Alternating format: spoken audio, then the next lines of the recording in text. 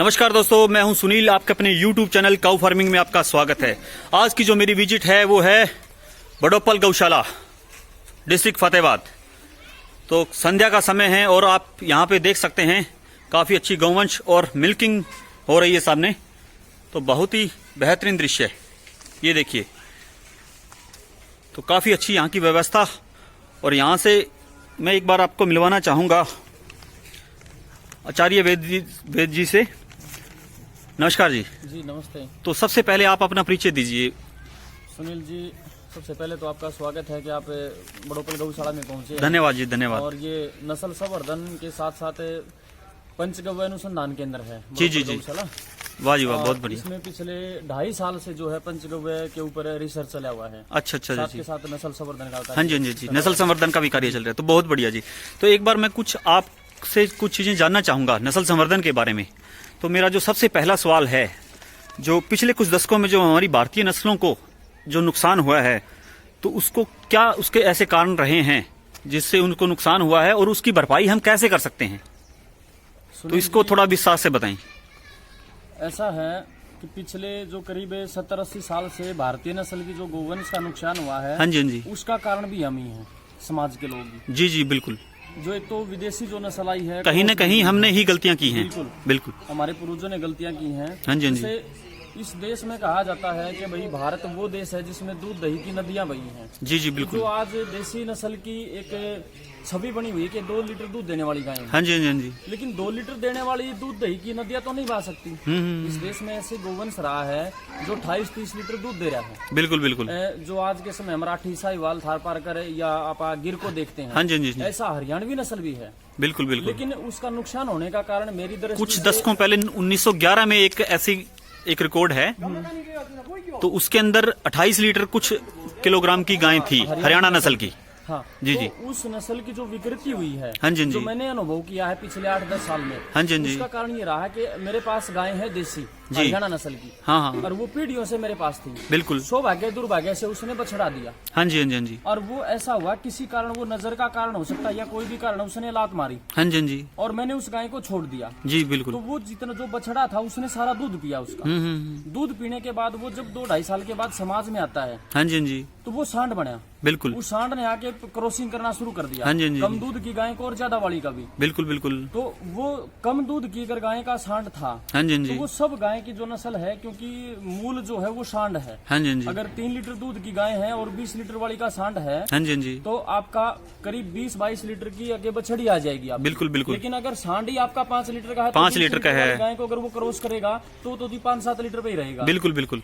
और ये गलती हम काफी समय तक अगर करते रहेंगे तो ये बात सुनने को मिलेगी हमें। पिछले 1 दशक से यही हुआ है हमारे हाँ जी साथ हाँ जी, कि समाज में सांड वाली जो गाय थी उसको छोड़ दिया गया हाँ जी है। हाँ जी, बाद में वो सांड बन के आया है जब बच्चे बिल्कुल वाली गाय बिल्कुल को। बिल्कुल, उसके बाद फिर उसने आके समाज में गाय को जब क्रॉस किया है, हाँ जी तो हाँ जी, जो नस्ल एक अच्छी थी कि 20-30 लीटर वाली जो हमारी देसी गोवंश था, हाँ उसका जी हाँ जी, सांड हमें तैयार करना था। बिल्कुल बिल्कुल, लेकिन वो हम नहीं कर सके। हाँ जी हाँ जी, उसके बाद हमने वो जो एक बछड़ा था जो सांड बनाया उससे क्रॉस किया। हाँ जी हाँ जी, उसने पूरे के पूरे सर्कल को, या हरियाणा नस्ल को जो है बर्बाद कर दिया। बिल्कुल उसके बिल्कुल, पीछे दूसरा षड्यंत्र रहा कि जो ये विदेशी गायें रही, हाँ जी हाँ जी, ऑस्ट्रेलियन फ्रीजन जर्सी है, हाँ HF, HF है, तो ये पूतना है। मैं तो इनको पूतना ही बोलता हूँ। हाँ जी हाँ जी, ये एक जहरीला प्राणी है, है, एक पशु है। और इसने हमारे देश में सबसे ज्यादा BP, कैंसर, थायराइड के जो बीमारियां हाँ हैं, पंजाब में कैंसर जो ट्रेन चलती है उसका एक मुख्य कारण ये भी है, यही है। क्योंकि ज्यादा दूध उत्पादन के चक्कर में जो वहाँ के लोगों ने 20-20, 25-25, 30-30 लीटर की जो गायें अपने घर में बांध ली है और उनकी उपयोगिता उन्हें पता ही नहीं है भी क्या इसमें गुण है कि नहीं है। उस समय की सत्ता में जो बैठे हुए लोग थे, उन्होंने विदेशों से यहाँ उस विदेशी नस्ल को ले आए। हाँ जी, और जी। सबसे पहले उसका जो आया था वो पंजाब से ही शुरू हुआ था। बिल्कुल, और उसी के कारण, और पेस्टिसाइड का भी प्रयोग पेस्टिसाइड सबसे का पहले पंजाब में सबसे हुआ ज्यादा, था। तो अभी भी बहुत ज्यादा हो रहा है। आज के दिन कहने को प्रथम पंजाब है, लेकिन हरियाणा भी कहीं पीछे नहीं है। नहीं बिल्कुल बराबर है। बीमारी की भी बात कर लो या पेस्टिसाइड के कारण होने वाले दुष्प्रभाव की बात करो, या इस ऑस्ट्रेलियन फ्रीजन जर्सी के दूध से होने वाले नुकसान की, दूध रूपी जहर, हाँ जी हाँ जी, बिल्कुल, सफेद, उसके जितने भी नुकसान हुए हैं, ये 2 ही चीज मुख्य कारण रही इस देश में। जी, नहीं तो इस भारत में ये वो देश है जिसमें 70-80 साल पुराना एक भी मेडिकल नहीं है जिस देश में। कारण यही था कि देसी गोवंश के दूध से ही व्यक्ति का पालन पोषण होता था। हाँ जी हाँ जी, और उसके गोबर गोमूत्र से इस देश में खेती होती है। बिल्कुल, तो इस देश में 100 साल पुरानी मंदिर हैं, सराय हैं, तालाब है, बावड़ी है, सब कुछ है। लेकिन इस देश में एक भी मेडिकल नहीं है। तो इस देश की स्वास्थ्य व्यवस्था का या इस देश की मतलब खाद्यान्न का आप अंदाजा लगा सकते हैं हाँ जी, कितना हाँ जी। श्रेष्ठ रहा होगा। उसका मूल था या उसकी रीढ़ की हड्डी थी, वो थी देसी गाय। बिल्कुल बिल्कुल ठीक बात है। तो बहुत ही अच्छी जानकारी जैसे इन्होंने जानकारी दी उनके बारे में एक बार मैं आपको बताना चाहूंगा कि जो भारतीय मूल की जो गायें थी उनके जो अच्छे बछड़े थे हमने वो संभाल करके नहीं रखे। तो कहीं न कहीं हमसे गलतियां हुई हैं। 15-15, 20-20 लीटर की गायें हुआ करती थी, तो उनके अगर हम नंदी का चुनाव करते, उनसे अच्छी आने वाली संतानें लेते, तो ये हमें जो दिक्कत देखने की नहीं मिलती। जो दूध की नदियां जो चलती थी उसका एक मुख्य कारण यही था कि पहले इस चीज पे काम होता था और अब कुछ साल में जो हमसे गलतियां हुई है तो इसमें हमने बिल्कुल ये चीज बंद कर दी। तो मैं आपसे एक चीज और जानना चाहूंगा कि गौशाला ऐसे क्या प्रयास कर सकती है जिससे नस्लों में सुधार आ जा सके। जो हमारी गौशालाएं हैं वो ऐसा कौन सा ऐसा प्रयास करे जिससे फिर से हम उसी ट्रैक पे आ जाएं। सुनील जी, मेरी दृष्टि से या मेरा अनुभव से या जिन लोगों के सानिध्य में रहा हूं मैं, हाँ जी, हाँ जी, जिन्होंने गाय का काम किया है, बिल्कुल बिल्कुल करीब 100 गौशालाएं हैं हनुमानगढ़ जिले से लेके हरियाणा के फतेहाबाद, सिरसा, हिसार और गंगानगर तक। हाँ जी, हाँ जी, जिनमें मैं 100 गौशालाओं को अच्छे से परिचित हूँ। बिल्कुल जी, बहुत बढ़िया। करीब 6-7 साल से मैं इसी कार्य में हूँ। हाँ जी, हाँ जी, तो मेरे को ऐसा लगता है कि कोई भी एक स्कूल अपने को चलाना है, वो स्कूल चलेगा मेरिट के आधार पे। बिल्कुल। हर साल उसमें नए एडमिशन होने हैं या उस स्कूल का जो प्रदर्शन है वो उसकी मेरिट के आधार पे निश्चित होता हाँ, है। रिजल्ट क्या है उसका। हाँ, तो अभी समाज से जो जितनी गायें आई हैं वो लगभग हर गांव में गौशालाएं बनी हुई हैं, या हर 2-4 गांव के बाद एक गांव है उसमें गौशाला है। हाँ जी, हाँ जी, तो लगभग पूरे हरियाणा का जो गौवंश है वो गौशालाओं में है। बिल्कुल। तो वो जब गौवंश गौशालाओं में है तो सुधार भी तो गौशालाओं को करना पड़ेगा। हाँ जी, हाँ जी, आज तो आप और मैं सब मिलके दान दिया, गौशाला का निर्माण करवाया। हाँ जी, हाँ जी, लेकिन उससे आगे चलकर जो स्टेप है वो गौशाला पदाधिकारियों को लेना है या गौशाला की कमेटी को। बिल्कुल। अभी गोवंश अगर गौशाला के पास है तो उन्होंने वहां जाके उनकी अलग अलग व्यवस्था करनी पड़ेगी कि बस सांड अलग बाड़े में रहेगा, बछड़ी अलग में रहेगी, बछड़ा अलग में, और जो गायें हैं वो अलग में रहेंगी। बिल्कुल। और उन गायें में भी अपने को एक छटाई करनी पड़ेगी। बराठी अलग है, साहिवाल अलग है, थारपारकर अलग है, हरियाणवी अलग है। हाँ जी, हाँ जी, उनके लिए वही सांड की व्यवस्था करनी पड़ेगी। जी जी और जी, जो बात करते हैं हम अमेरिकन की, उनको भी एक अलग संन्यास व्यवस्था में रखना पड़ेगा। संन्यास व्यवस्था में। हाँ, क्योंकि मैं अच्छे से गौशालाओं को जानता कि गौशाला का महीने का पर डे का खर्च कितना है, हाँ जी, हाँ जी, हाँ जी, और मृत्यु दर भी कितनी है, बिल्कुल। पैदावार भी कितनी है। उस सब को अगर अपने को मैनेज करना है तो गौशाला को एक व्यवस्था बनानी पड़ेगी, जैसे एक अच्छे परिवार को चलाने के लिए बनाते हैं। हाँ जी, हाँ जी, व्यवस्था में यही रहेगा कि वे जिस नस्ल की गाय है उसी नस्ल के सांड से क्रॉस करवाएं, जी जी, और जिन गायों का दूध करीब 5 लीटर से ऊपर है हाँ जी, उसी को हम आगे संवर्धन के लिए मतलब रखें। प्रयोग करें या सांड के मैटरिंग के लिए उसको छोड़ें। हाँ जी, हाँ जी, हाँ जी, जिनका कम दूध है या जिनके थन खराब हैं, हाँ हाँ, या जो लात मारने वाली गाय है, या जो बूढ़ी गाय है, हाँ जी, उसको जी। हम संन्यास आश्रम में रखें, क्योंकि इस देश की संस्कृति में व्यवस्था है संन्यास आश्रम। बिल्कुल बिल्कुल ठीक हम बात है। अमेरिकन हॉस्टन फ्रीजन को भी रखें, हाँ जी, हाँ जी, क्योंकि जी। उस पे उनकी नस्ल पे जब तक कंट्रोल नहीं होगा, जब तक देश क्योंकि को बढ़ावा नहीं हमें मिलेगा। जैसे हमारा सनातन धर्म है तो इसमें ये चीजें बिल्कुल नहीं सिखाई जाती भी हम गौ माता का भी किसी भी तरीके से अपमान करें। भी मान लीजिए हमारे पास HF गायें हैं तो उसको हम मार तो नहीं सकते, नहीं मार सकते, नहीं तो मार उसको संन्यास आश्रम में छोड़ करके रेस्ट दिया जाए बिल्कुल। हर जीव की रक्षा का हाँ जी, हाँ प्रावधान जी, भारतीय तो उससे हम संस्कृति में है। न ही तो आगे बच्चे लें और न ही उनपे कोई अलग से काम किया हाँ, ना जाए। कोई जो उसके प्रकार सांड का- हैं तो उनको अलग से रखा जाए।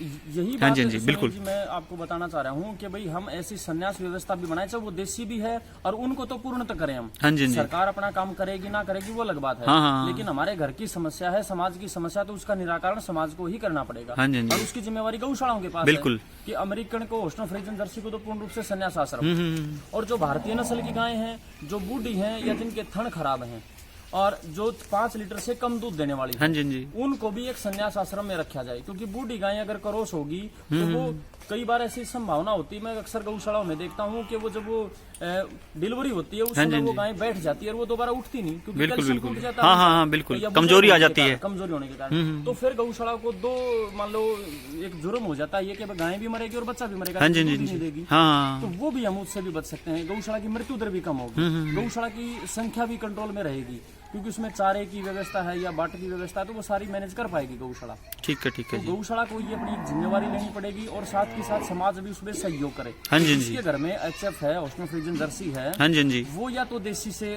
क्रॉस करवाए अपनी हाँ जी, हाँ जी, बिल्कुल कि तीसरी पीढ़ी में उसको मिल जाएगी, बिल्कुल। नहीं तो वो भी अपना सहयोग करे कि जो बछड़ा बछड़ी है वो जाके उस संन्यास आश्रम वाले आश्रम में छोड़ दे, हाँ, खुला ना छोड़े। खुला ना छोड़े। खुला छोड़ने ये से समाज की नुकसान होगा फिर जिम्मेवारी से। है, हाँ, ये बिल्कुल जी। नुकसान है जी। तो इसके लिए भी गौशाला को अच्छा सांड, चाहे वो यूनिवर्सिटी से मिले या कोई नस्ल संवर्धन पे जो कार्य कर रहे हैं उनसे, हाँ उनसे लें, और सांड का ही सांड हो। हाँ जी, तो हाँ अभी जी, जो सीमेंस व्यवस्था है मैं उसके पक्ष में नहीं हूँ। प्राकृतिक गर्भधानी ही हो, प्राकृतिक बहुत बढ़िया गर्भाधान जी। के जो सांड है या बछड़ी है, हाँ, हाँ। उन्हीं का पंचगव्य ही जो मानव चिकित्सा के लिए वो सर्वोत्तम है। हाँ जी, हाँ जी, और वही आगे मतलब एक जो चेतना है उनके अंदर, वो चेतना खत्म हो जाती है। जी जी जी, हाँ, बर्म ऊर्जा की जो बात करते हैं ना, हाँ जी, बर्म हाँ जी, ऊर्जा उनके अंदर खत्म हो जाती है जो सीमंस के हैं। और क्योंकि ये जो पशु पक्षी जितने भी हैं वो केवल साल में या जो भी उनका समय है वो केवल संतान उत्पन्न करने के लिए ही उनकी मैटिंग होती है। हाँ जी, हाँ जी, तो वो भी नेचुरल प्रक्रिया, वो भी हमें शायद उस पर कंट्रोल ना करना पड़े। ये भी एक बहुत बड़ी चाल का हिस्सा है, हाँ जी, विदेशी हाँ जी। षड्यंत्र का हिस्सा है। और एक चीज मैं आपसे और जानना चाहूंगा, जो गौशाला में ज्यादातर जो चयनित अधिकारी होते हैं वो हम किसी भी प्रकार के जो राजनीति के अगर घुस जाते हैं तो वो भी किसी न किसी तरीके से गौशाला को नुकसान पहुंचाते हैं, तो उस पर थोड़ा सा और आप प्रकाश डालिए, बताएं मुझे। ऐसा कारण बनता है, इसको आप भी जानते हैं अच्छे से और ये समाज भी जानता हाँ जी, है। हाँ जी, क्योंकि आज के दिन शायद एक हमारी रसोई तक या छोटे बच्चों तक राजनीति पहुंच चुकी है। बिल्कुल बिल्कुल, तो अगर कोई राजनीतिक व्यक्ति गौशाला में हस्तक्षेप करता है, हाँ जी, तो हाँ वो जी। किसी एक विशेष विचारधारा से जुड़ा हुआ है। बिल्कुल बिल्कुल, तो उसकी अपोजिट के जो लोग हैं वो गौशाला से बचेंगे। बिल्कुल। वो मानेंगे कि फलानी विचारधारा का या फलानी हाँ, पार्टी का व्यक्ति अगर गौशाला से जुड़ा हुआ है है तो हम उसके विपरीत हैं, बिल्कुल। तो हम नहीं जाएंगे। हाँ, अभी ये तो गौशाला एक किस्म से वो यही सोचने लग जाएगा, भाई ये तो उस सरपंच की या उस एमएलए की उसके आदमी जा रहे हैं तो उन्हीं की गौशाला है, तो दूसरी अपोजिट पार्टी वाले उसमें नहीं जाएंगे। तो ऐसा गौशालों में बिल्कुल नहीं होना चाहिए, नहीं होना चाहिए, क्योंकि साफ सुथरा बिल्कुल, ये तो एक संस्था है हमारे धार्मिक, मतलब हर संस्कृति से जुड़ी हुई है, तो ये सबकी साझी है, न कि किसी पर्सनल व्यक्ति की विशेष की है। हाँ, क्योंकि देखो राजनीतिक व्यक्ति का एक अपना ग्राफ है गांव के अंदर, हाँ जी, एक सर्कल है, हाँ जी, लेकिन गौशाला जो है वो पूरे समाज की है। सब राजनीति पार्टियों के, सब जातियों के, सब हाँ जुड़े हाँ, हुए हैं। बिल्कुल जी, वो अपनी श्रद्धानुसार दान देने की, किसी की 1 लाख की कैपेसिटी है, किसी की 1000 रुपए की है। जी जी जी, तो उसके अनुसार हर व्यक्ति जुड़ा होना चाहिए। और शायद ये राजनीतिक रूप गौशालाओं में नहीं होना चाहिए। बिल्कुल, जो भी पदाधिकारी है उनको भी थोड़ा सा ध्यान रखना चाहिए कि हाँ, जो नई चीजें हैं उनको वो जल्दी पकड़े और वो ऐसा ना समझे कि भाई जिस परंपरा और एक गौशाला में ये भी चीज देखने को मिलती है, ज्यादातर देखने को मिलती है, मैं कई गौशाला में विजिट कर चुका हूँ, वहाँ के जो लोग हैं वो यूं कहते हैं ये तो मेरा जानकार है, ये तो लेनी पड़ेगी, या इस तरह से मजबूरी दिखाते हैं भी क्या करें, इनसे चंदा लेना है या किसी भी तरीके से बोले उसके फलाने का फोन आ गया, ढिकड़े का आ गया, तो कोई न कोई रूल रेगुलेशन जो उनको ऐसे नियम निर्धारित करने चाहिए भी जिसपे वो बिल्कुल अटल रहें, उनको किसी भी तरीके से बदला ना जाए, वो चाहे उसका भाई हो, चाहे उसका कोई खास जानकार हो, दोस्त हो, मित्र हो। सुनील जी, ये बात आपकी बिल्कुल सही है और मैं सहमत भी हूँ, शायद इससे सब सहमत होंगे। हाँ जी, मेरी जो है या भाई भतीजावाद परिवार हाँ, वो गौशाला में नहीं होना चाहिए, बिल्कुल, पदाधिकारियों का। हाँ जी, हाँ जी। और बाकी रही बात ये समाज का जो है, चाहे वो जिस भी तरीके से जुड़ाव है वो रखना पड़ेगा। किसी को मान लो खाद देना है, किसी को कोई मान लो गौशाला का ऐसा साधन है जो समाज में प्रयोग हो सकता है सामाजिक स्थान पे, और कोई, क्योंकि पूरे गांव के चंदे से चलने वाली व्यवस्था है, एकदम यहाँ किसी चीज का कंट्रोल नहीं हो सकता। बाकी आपकी बात से मैं एग्री हूँ कि स्वावलंबन की ओर, चाहे वो छोटी गौशाला हो चाहे बड़ी हो, सबको प्रयास करना पड़ेगा। हाँ जी, हाँ जी, रास्ता नहीं है। तो मैं एक सवाल और आपसे, लास्ट सवाल मैं जानना चाहूंगा कि जो सरकार इसमें क्या कुछ कदम ऐसे उठा सकती है,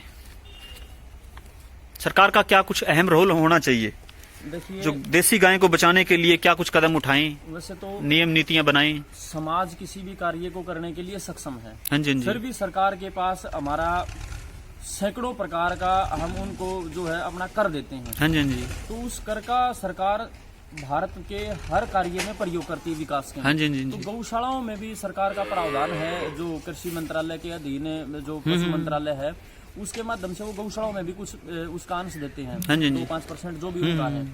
तो सरकार ने इसमें ये सहयोग करना चाहिए कि जो अमेरिकन हॉस्टन फ्रीजन जर्सी गाय हैं उनके सीमंस पूर्ण रूप से बैन कर देने चाहिए। हाँ जी, हाँ जी, बिल्कुल। और जितनी भी खड़ हैं या भाई जो क्या नाम है वेटनरी की जो दवाइयां हैं उनके ऊपर जो भी लेवलिंग है वो अमेरिकन गाय को ना दिखाया जाए वहाँ। हाँ जी, हाँ जी, हाँ हाँ, बिल्कुल। वही बिकता है। जो भी प्रचार का कोई भी सिस्टम है तो उस पे ऐसी फोटो न दिखाएं, फोटो ही हो। हाँ जी, हाँ जी, देसी गोवंश का, बिल्कुल बढ़िया। दूसरा जो है सरकार प्रयास कर सकती है कि भाई संवर्धन के लिए हर गौशाला में सांड सरकार दे। या जहाँ से मान लो जो केंद्र है उनको कहे कि वह फलानी फलानी गौशालाओं में जो इच्छुक हैं या उनको तैयार करे, ऐसे प्रशिक्षण दे। और ऐसे प्रशिक्षण सरकारें कई बार देती हैं। कई पदाधिकारी बोलते हैं कि हमने इतने लोगों को ट्रेनिंग दी, उनकी ट्रेनिंग दिया हुआ या तो व्यक्ति पारंगत नहीं है या उन्होंने ट्रेनिंग में कोई कमी रखी है, इसलिए वो काम नहीं कर पा रहे। दूसरा सरकार प्रयास करे कि सरकार के पास नर्सरियां हैं हर जिले में, सरकार के पास अपने कितने तो रेस्ट हाउस हैं, कितने सारे बगीचे हैं, बागवानी है, तो हर जगह वो गौशाला से खाद बनवा के वहाँ खाद की व्यवस्था करें। जब एक रात को एक निर्णय में नोटबंदी हो सकती है और बहुत बड़े बड़े कार्य सरकार कर सकती है, बिल्कुल। तो क्यों ना सरकार ये कह सकती है कि भाई जो खाद है सरकार के किसी भी उपक्रम में प्रयोग होगा वो गाय का ही होगा या गौशाला का ही होगा और वो उस जिले की गौशाला का होगा। दूसरा, जितनी भी मंडियां हैं सरकार की, उनको शाम को जो भी उनका बचता है, जो भी सब्जियां हैं या जो भी है उनका बचा हुआ, वो गौशाला को दे, नियर गौशालाओं को। बिल्कुल। जितनी भी उनकी नर्सरी है या जो पेड़ों की कटाई छटाई होती है, उनका जितना भी पत्ता है या जो टहनियां है वो गौशाला में बेची जाए। जो घास की कटाई होती है वो भी गौशालाओं में बेची जाए। बिल्कुल। और सरकार एक और इसमें जो व्यर्थ कहीं गंवाने की बजाय भी एक तो पशु के मुंह में बिल्कुल पड़े, गाय के लिए आएगा वो। और सरकार मनरेगा से भी गौशाला को जोड़ सकती है, क्योंकि लेबर जो खर्च है वो गौशाला के लिए बहुत है।